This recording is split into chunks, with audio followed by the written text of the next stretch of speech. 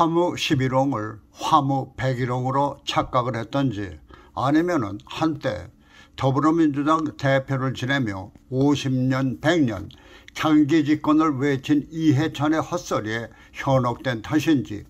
집권하자마자 흥청망청 써대고 온갖 적폐를 마다않고 쌓아온 업보로 문재인 정권 무리들이 50년은커녕 불과 5년 만에 정권을 빼앗기면서 그동안의 업보에 따를 법의 철퇴가 두려웠던지, 그 철퇴를 불과 한 달도 남기지 않은 마지막 기회에 막아보겠다고 검수완박이라는 솜방망이를 더불어민주당이 들고 나갔다.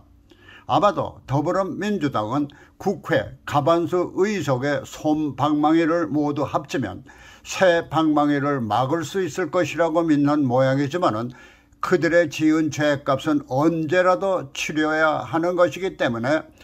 솜방망이라는 것이다. 더불어민주당이 꺼내던 솜방망이는 바로 검수완박이라는 것이다.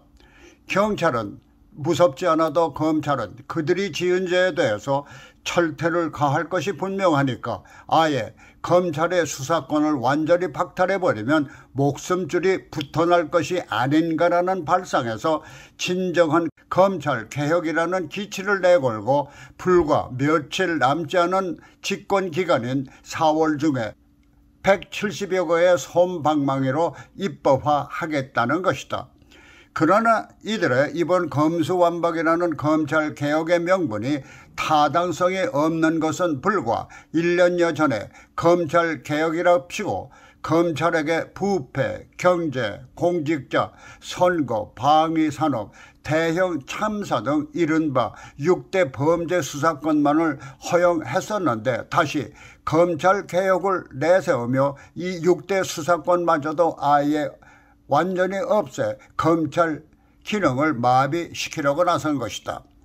그도 그럴 것이 만일 이 6대 수사권을 검찰이 지니고 있을 경우 윤석열 정부가 들어서면 분명히 이 6대 사안의 수사권 안에 들어갈 전 정권의 무리들이 많을 테고, 게다가 상전으로 모셨던 대통령 문재인을 비롯해서 온갖 잡음에도 대통령 후보까지 추대하며 신주처럼 모시는 이재명까지 보호하려면 검찰의 기능을 전신마비시키는 것이 최선책이라는 생각에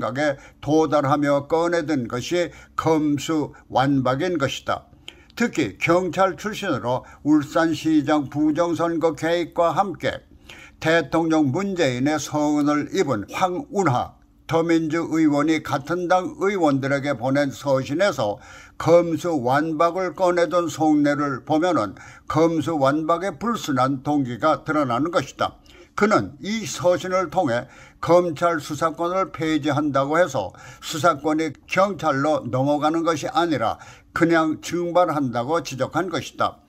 사실 검수완박의 진정한 의도는 막강한 검찰 수사권 등 기능을 미국 등 선진국의 예로 경찰의 수사권을 넘기고 검찰은 기소권만을 갖는다는 취지이지만은, 황운하는 아예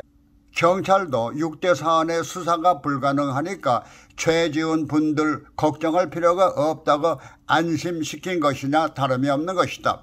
특히 황운하 자신이 문재인과도 관련이 있는 울산시장 선거 부정에 관련되어서 검찰에 기소돼 있는 신세이니까 검수완박이 되면은 자신은 물론 성은을 입은 주군에게도